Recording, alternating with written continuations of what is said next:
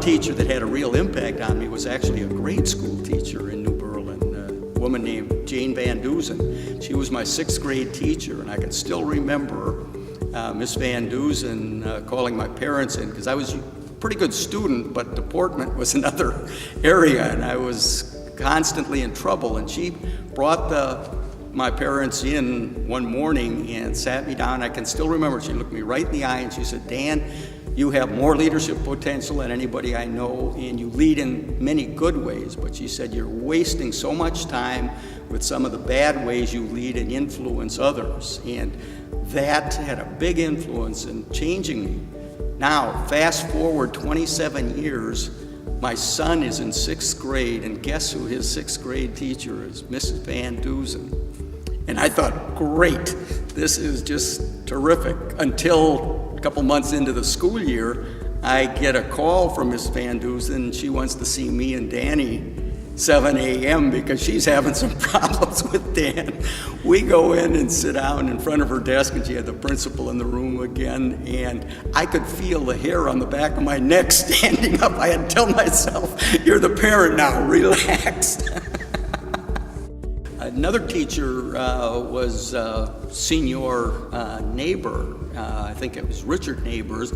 He was actually from Colombia, and he was one of our Spanish teachers. And I took Spanish from Senior Neighbor, and probably the biggest lesson, besides being able to become very fluent in Spanish, was his ability to think outside the box, because we had, I believe, the first language lab in the state at that time. And prior to that, I know at Waukesha I had taken some Spanish, and it was basically some reading with a lot of conjugating and looking at sentence structure, that type of thing. And his was, that's important, and we'll do some of that, and we certainly did, but the real emphasis should be on the speaking. And so he had the language lab. He even brought in popular music. La Bamba was hit song in those days, and he went out of his way to get a copy of it and bring it in so that he could, and we had to translate it and go right down the line. We even sang it. It was kind of cute at the time, I thought, but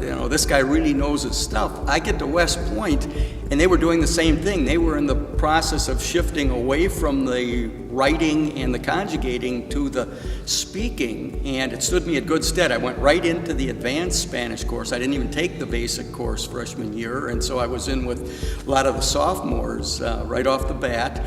It also got me a couple of real opportunities when I was at West Point. They had the equivalent of West Point from Spain. The cadets visit West Point. I was given a week off from academics to take them around the East Coast and to wine and dine them with a group of officers because of my fluency in Spanish. And then they did the same thing to me the next year when the Mexican West Point cadets came to the academy. None of this would have happened if it weren't for the way Senior Neighbors started the class and his emphasis in driving through. So very important.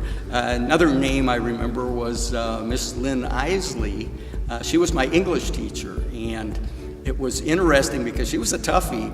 Up to that point, because of my interest in the military and Civil War and West Point, I'd been able to get away with a lot of book reports and a lot of writing reports that I wrote on those topics. And the minute she found that out, she called me in and said, "No more. This entire year, you're not going to be able to do anything military related.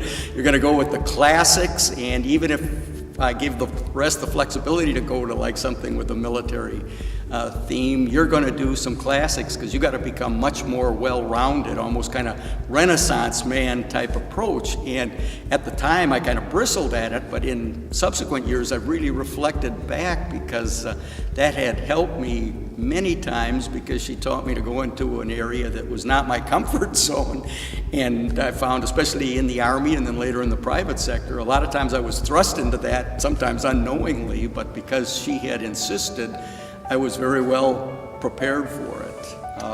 I knew that I had to not only have a very strong academic background to achieve the appointment to West Point, which is made by a congressman or a senator, but I also had to be very well-rounded in sports. I had to have a lot of extracurricular activity and especially leadership potential. And I was just elated when I received my appointment. And again, there's no doubt that several key teachers as well as faculty, and the entire process and experience of my high school was a large part in that process. And there's just little doubt in my mind that anybody'd be hard-pressed to get a better quality education than in the New Berlin school systems, and that went 50 years ago and it applies today.